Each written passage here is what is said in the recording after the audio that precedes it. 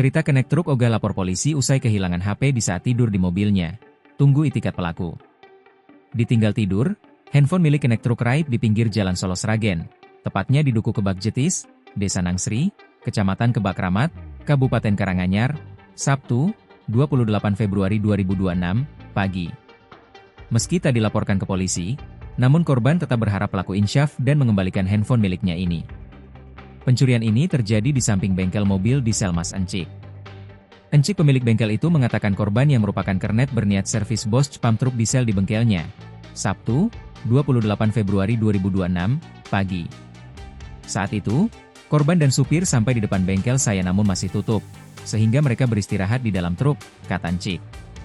Saat mereka tidur, kondisinya ada salah satu pintu yang terbuka dengan maksud agar udara dan oksigen tetap masuk ke dalam kabin truk.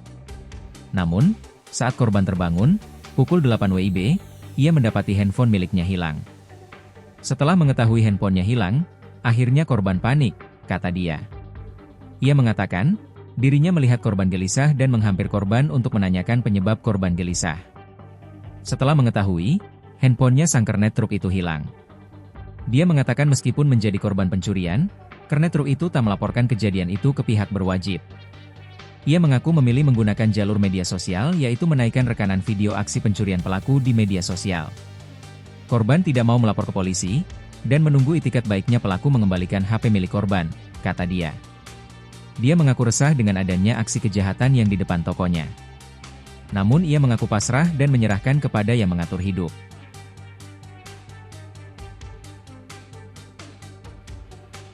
Download Tribun X sekarang.